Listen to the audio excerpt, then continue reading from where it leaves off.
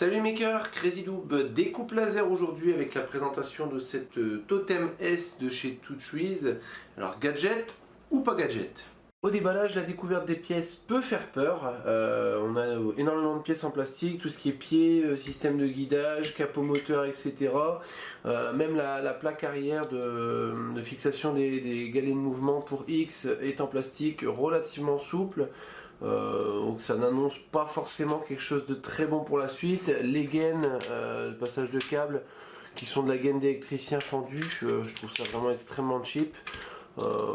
Voilà, ouais, non, le premier contact avec les pièces de la machine n'est pas forcément rassurant. Les dernières machines qui ont été testées sur la chaîne ont été livrées en grande partie assemblées. En général, il reste que les rails extérieurs, voire quelques prises à monter. Là, on est sur une machine à assembler intégralement. Tout est livré séparément.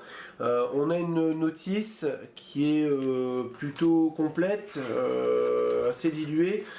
Par contre, certains schémas ne sont pas assez explicites, du coup on se retrouve avec des câbles au mauvais endroit, enfin voilà, ça manque vraiment de détails et malheureusement les détails importants qui font que ça évite de devoir redémonter, remonter comme j'ai pu devoir le faire. Concernant le guidage, on est sur du galet classique. Les moteurs Y, donc il y en a deux de chaque côté, sont à la verticale, donc ce qui génère une perte importante de place par rapport à des machines d'autres marques. Donc ça c'est un petit peu dommage. Le moteur X qui est monté du coup sur le moteur Y, donc en déporté non pas sur la tête. Donc ça c'est un petit plus puisqu'on va réduire un petit peu le poids de la tête, donc limiter l'inertie et avoir du coup normalement une précision de gravure un peu plus importante. Concernant le chariot X, on est toujours sur ce type de galet, par contre comme je vous disais, monté sur une plaque en plastique, donc qui est rigidifié par le petit chariot de réglage de focus, qui est d'ailleurs de qualité extrêmement médiocre. La vis est extrêmement difficile à tourner. La plaque, on voit qu'elle est complètement tordue, de toute façon on l'aperçoit. À savoir que c'est encore pire quand on fixe pas le petit chariot. Je trouve cette pièce là vraiment extrêmement cheap. Je pense qu'il aurait vraiment fallu créer ça en aluminium ou en tout cas rajouter une deuxième plaque derrière pour rigidifier l'ensemble. Un point positif de la machine, c'est ce système de tension de courroie sur X. Donc c'est quelque chose qu'on retrouve assez rarement sur cette gamme de machines.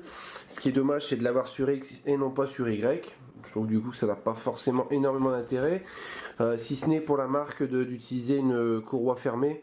Donc c'est un petit peu impératif puisqu'il n'y a pas de possibilité d'ouvrir la courroie pour la retendre. Je vais vous parler du chariot de réglage du focus du laser. Alors il est de mauvaise qualité, certes, mais à savoir qu'il a le mérite quand même d'exister. En général, même sur des lasers type les Ortur, etc. Donc des machines un petit peu plus haut de gamme, il est assez rare de retrouver un chariot de réglage. On a souvent un écrou à dévisser et à monter-descendre. Je sais que j'ai une Atomstack X7 Pro, sur la machine, en fait on n'a pas ce système de chariot. Donc voilà, il n'est pas de très bonne qualité, par contre il a le mérite d'exister et de toute façon on n'aurait pas pu faire sans puisque sinon la petite plaque, comme je le disais tout à l'heure, de guidage, elle tiendrait pas tout simplement. Concernant l'électronique, on est sur une carte propriétaire Toutrees, donc je peux pas vous en dire beaucoup plus, on est sur des drivers non silencieux, voilà, c'est une carte relativement entrée de gamme, simplement qu'elle a été créée par Toutrees. Le module laser est équipé d'un petit cache rouge donc pour protéger les yeux, donc ça n'empêche qu'il faut quand même utiliser des lunettes de protection. On a un petit module en bas à gauche qui apparemment est un laser de centrage, donc je vais allumer après, on verra ce que ça donne. Au vu des petites lignes sur la lentille, je pense que c'est un système de croix ou ouais, à mon avis de croix qui permet peut-être du coup un alignement du laser par défaut et ça serait vraiment une très belle option. La gestion des câbles est, comme je vous le disais, relativement hasardeuse. Donc on a des petites pièces qui permettent de fixer avec des Colson les gaines de très mauvaise qualité. Les câbles qui pendouillent un peu partout. J'avoue que c'est vraiment dommage. Même au niveau de la tête laser, je pense qu'on aurait pu faire quand même beaucoup mieux que ça. On va procéder à la mise sous tension de la machine. Donc là où la plupart des marques intègrent maintenant un petit bouton power, là il n'y a rien du tout. On branche le câble et j'imagine que ça s'allume. Voilà. Un petit peu de chip aussi de ce côté-ci. Donc effectivement on a le laser de centrage. Le seul hic c'est que la croix elle n'est absolument pas alignée avec le laser. Donc là, à mon avis c'est un gadget qui ne sert absolument à rien. On a une croix mais qui est pas du tout à l'emplacement du point de frappe du laser. Donc c'était une bonne idée, mais vraiment mal réalisée pour le coup. La machine fonctionne sous GRBL 1.1, donc voilà, un firmware qui est relativement récent. On va tester un petit peu l'image du laser, voir si effectivement la croix tape au bon endroit. Ben non, effectivement, et on n'est même pas équidistant. Hein. On va dire que le laser rouge est à 5 mm à gauche du point de frappe et 15 mm en retrait vers l'arrière. Donc oui, non, c'est vraiment pas fonctionnel, cette petite croix de centrage. Le réglage du focus est tout bêtement un chemin de croix. Le cache rouge empêche complètement d'apercevoir le point de frappe. Donc bah, ça rend totalement impossible le réglage du point en plus fin. Donc on va devoir y aller un petit peu au feeling. Je vais lancer une petite gravure.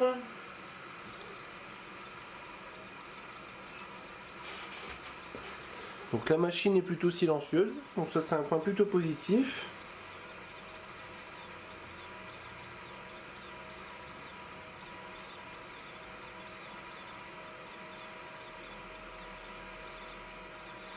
Le laser a l'air réactif.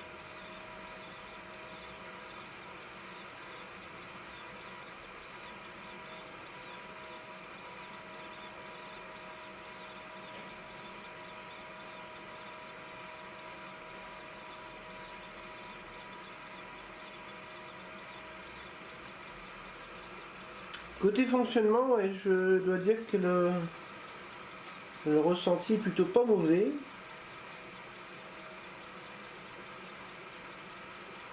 Le module laser a l'air de plutôt bonne qualité.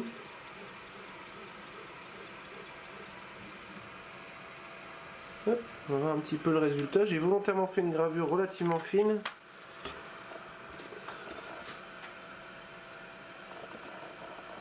Non, on n'est pas mal du tout. Hein. On est pas mal du tout.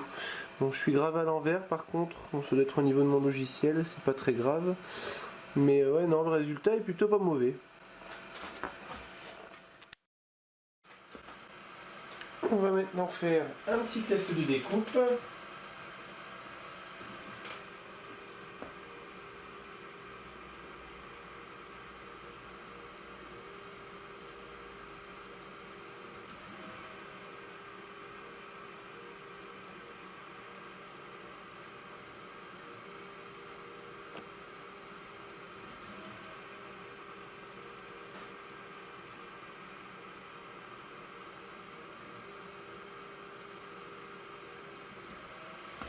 Voilà. Donc on est largement passé au travers. Je fais 3 passes, à mon avis 2 aurait suffi. Et effectivement on a une coupe qui a l'air correcte. Relativement propre. De ce côté là c'est fonctionnel. Le laser a l'air de bonne qualité. Hein. Le test de cette machine est volontairement relativement court. Je vous avoue de pas être très emballé par cette machine. Le souci en fait c'est qu'elle va s'adresser de par ses performances et sa conception plutôt à des débutants. Le problème c'est que c'est une machine qui n'est pas forcément super évidente à assembler, enfin en tout cas elle prend pas mal de temps par rapport à d'autres produits d'autres marques qui vont être beaucoup plus faciles à assembler pour un budget assez proche et à mon avis des performances un petit peu plus élevées. Ce que je pourrais relever comme point positif, parce qu'il y en a quand même, c'est la qualité du module laser qui n'a pas l'air mauvaise. J'ai fait d'autres tests et effectivement voilà, je peux saluer cette partie là. La présence du réglage de focus, même s'il n'est pas extrêmement efficace, voilà, en tout cas il a le mérite d'être là et en général c'est une option qui se vend et pas pour rien, donc voilà, c'est vraiment un point positif. On peut saluer l'esthétique de la machine qui sort un petit peu de l'ordinaire, même si c'est pas fou, mais en tout cas voilà. Après en termes de points négatifs, on a des guidages qui sont vraiment cheap, un châssis qui n'est pas particulièrement robuste, une carte qui est relativement simple, voilà, la présence de beaucoup trop de plastique pour une machine de cette gamme.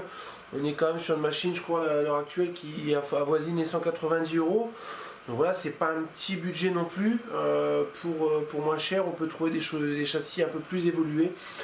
Donc je recommanderais pas forcément cette machine là, en tout cas pour un maker. Peut-être pour un débutant, mais ce sera pas forcément une très bonne affaire.